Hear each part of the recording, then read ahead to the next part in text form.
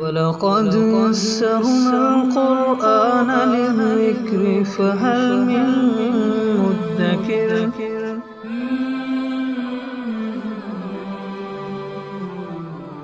سورہ آل عمران آیت نمبر 103۔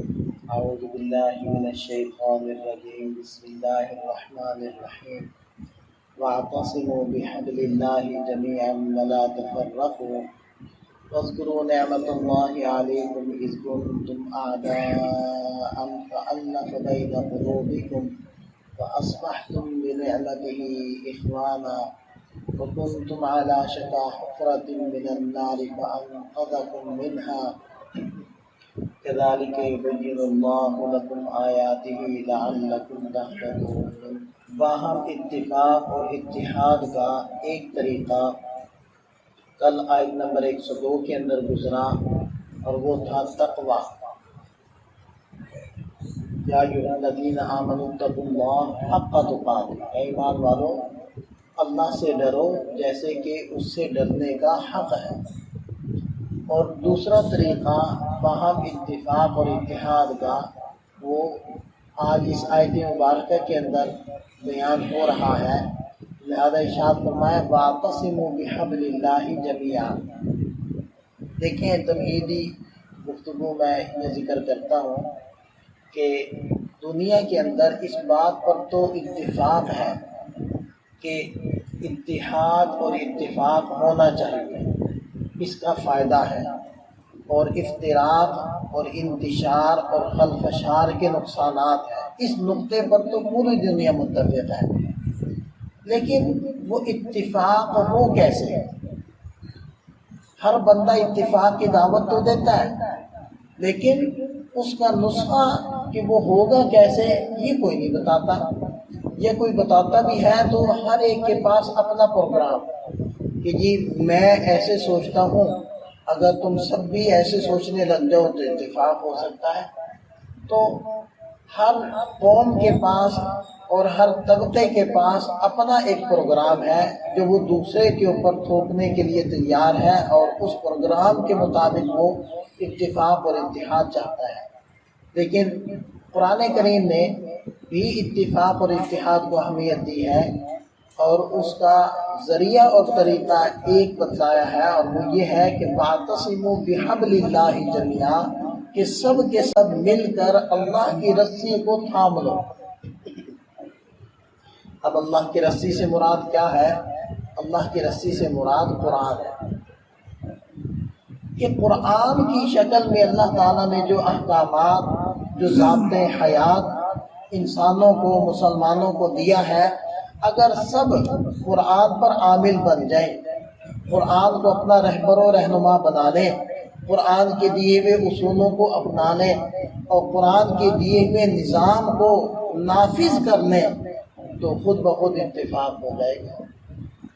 ظاہری بات ہے انسانوں کے جو بنائے ہوئے اصول و ضوابط ہیں وہ کمزور ہیں، ان میں سقم ہے، اور اللہ تعالیٰ کے بنائے ہوئے جو اصول و ضوابط ہیں وہ کامل و مکمل ہیں، وہ تام ہیں، ان کے اندر کوئی نقص اور عیب نہیں ہے۔ تو اللہ کے دیے ہوئے نظام کے اوپر تو بندے متفق اور متحد ہو سکتے ہیں، لیکن بندوں کے دیے ہوئے نظام پر لوگ نہیں متفق ہو سکتے۔ اور آگے فرمائے ولا تفرقوا، اور اپنی اپنی راہیں مت اپناؤ، جدا جدا راہیں مت اختیار کرو۔ اب اس کے اندر وہ ساری شکلیں آ گئی، یا وہ سارے اصول آ گئے جن کے اوپر لوگ اتفاق کرتے ہیں۔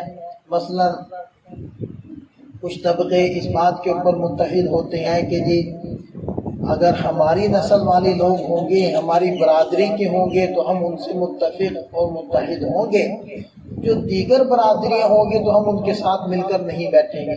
تو ظاہری بات ہے یہ ایک ایسا عمل ہے کہ جو انسان کے بس سے باہر ہے۔ اب کسی خاص طبقے میں یا برادری میں یا قوم میں پیدا ہونا یہ ہمارے بس کی تو بات نہیں۔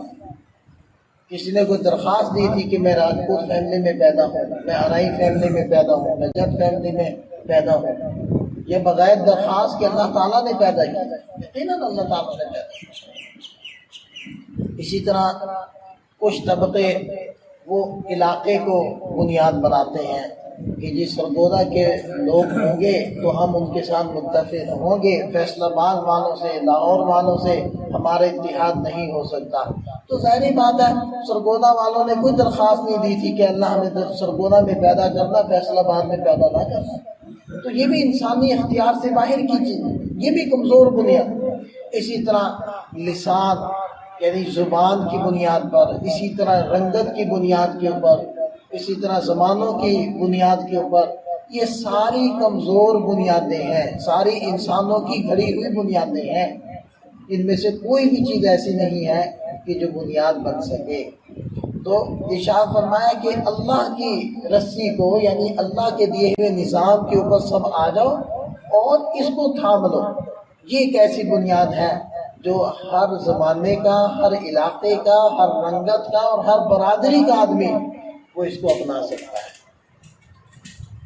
وَاذْكُرُوا نِعْمَتَ اللَّهِ عَلَيْكُمْ، اور تم اپنے اوپر اللہ کی نعمت کو یاد کرو۔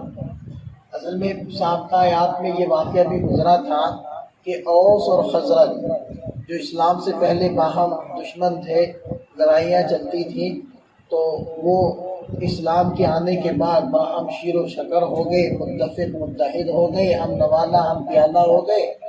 تو یہ بات یہود کو برداشت نہ ہوئی اور یہود نے کوشش کی کہ انہی عداوتوں کو دوبارہ سے ہوا دیں اور جنم دیں تاکہ یہ دوبارہ سے لڑنے لگیں۔ تو اللہ تعالیٰ ارشاد فرما رہے ہیں وَاذْكُرُوا نِعْمَتَ اللَّهِ عَلَيْكُمْ، تم اللہ کی اس نعمت کو یاد کرو جو تم پر ہوئی، اذ کنتم اعداء، جب تم سب آپس میں دشمن تھے، فألف بین قلوبکم، پھر اللہ نے تمہارے دلوں کو جوڑ دیا، متفق متحد کر دیا، محبتیں پیدا کر دی۔ اور یہ بھی اللہ تعالیٰ کی اطاعت کا ایک اثر یہ بھی ہے کہ اللہ تعالیٰ دلوں میں محبتیں پیدا فرما دے۔ ان الذین آمنوا وعملوا الصالحات سیجعل لهم الرحمن ودا، یقیناً جو ایمان لائے، نیک عمل کیے، عنقریب اللہ تعالیٰ ان کے دلوں میں، ان کے آپس میں محبتیں ڈال دے گا، محبتیں پیدا کر دے گا۔ اور نافرمانی کا اثر یہ ہے کہ اللہ تعالیٰ دلوں کے اندر فرق ڈال دیتے ہیں اور دل ہٹ جاتے ہیں، دل ایک دوسرے سے وہ جدا ہو جاتے ہیں۔ تو فرمایا کہ اللہ نے تم پر یہ فضل کیا، فَأَصْبَحْتُمْ بِنِعْمَتِهِ إِخْوَانًا، اور پھر تم اللہ کے فضل سے اور اس کی اس نعمت سے بھائی بھائی بن گئے۔ وَكُنْتُمْ عَلَى شَفَا حُفْرَةٍ مِّنَ النَّارِ، اور تم لوگ آگ کے ایک گڑھے کے کنارے پر کھڑے تھے، اس گڑھے میں گرنے والے تھے، فَأَنْقَذَكُمْ مِنْهَا، پھر اللہ نے تم کو اس گڑھے سے بچا لیا۔ كَذَلِكَ يُبَيِّنُ اللَّهُ لَكُمْ آيَاتِهِ، اسی طرح اللہ تعالیٰ تمہارے سامنے اپنی آیات، اپنی نشانیاں بیان فرماتے ہیں کھول کھول کر، لَعَلَّكُمْ تَهْتَدُونَ، تاکہ تم ہدایت کو پاؤ۔ تو بہرحال جیسے پوری دنیا کے اندر دیکھیں کہ سنت ایک ہی ہے، وضو ایک طریقے سے کیا جاتا ہے، تو سنتوں کو اگر انسان اپنا لے تو پوری دنیا اس کے اوپر متفق ہو جائے گی۔ بدعتوں میں فرق ہوتا ہے، ہر علاقے میں بدعتوں کا فرق ہے اور ہر زمانے میں بدعتوں کا فرق ہے، لیکن ساری دنیا میں سنت ایک ہے۔ تو بالکل اسی طرح اگر ہم پوری دنیا کے مسلمانوں کو ایک کرنا چاہتے ہیں تو بس قرآن کو اپنا لیں، قرآن کے لیے ہوئے نظام کو اپنا لیں۔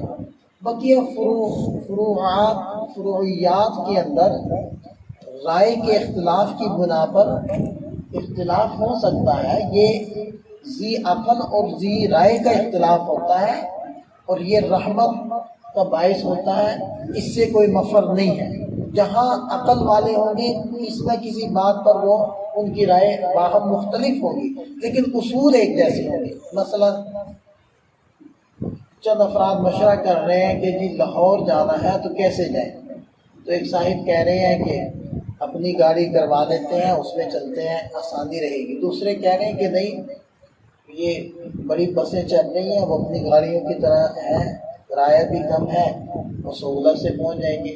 اب وہ جو بسیں چلتی ہیں ان میں بھی مختلف قسمیں ہیں، تو کوئی کہہ رہا ہے فلاں گاڑی کے اندر چلے جاؤ، اس کا اڈا فلاں جگہ پر ہے، دوسرا کہہ رہے ہیں نہیں فلاں گاڑی پر چلے جاؤ، اس کا اڈا فلاں جگہ پر ہے تو اس کا سفر اچھا ہے۔ کوئی کہہ رہا ہے کہ جی ٹرین کے ذریعے سے چلتی ہیں، اس میں زیادہ سہولت ہوتی ہے، اس میں کرایہ بھی کم ہے۔ اب یہ کیا ہے، دیکھیں کہ اصول میں اتفاق ہے کہ سب اس بات پر تو متفق ہیں کہ جانا لاہور ہے، لیکن اس کی جو آگے مختلف شکلیں ہو سکتی ہیں اس میں اختلاف ہو رہا ہے۔ تو یہ باہمی جو فروعیات کے اندر اختلاف ہوتا ہے، یہ تناقضی چیز ہے، یعنی جس سے کوئی بچ نہیں سکتا۔ اس کو بنیاد بنا کر افتراق اور انتشار کیا جائے، یہ ناسمجھی کی بات ہے۔ لیکن جو اصول ہوتے ہیں ان کے اوپر سب کا اتفاق ہوتا ہے، تو قرآن اصول دیتا ہے تو ان اصول کو اپنا لیا جائے۔ بقیہ اگر جزئی چیزوں میں اور فروعیات میں کوئی مختلف ہوتا ہے تو اس میں کوئی حرج نہیں ہوتا، اور وہ کوئی ایسی بنیاد نہیں ہوتی کہ جس کے اوپر مسلمان باہم دست و گریباں ہوں۔ اللہ تعالیٰ ہمیں سمجھ عطا فرمائے۔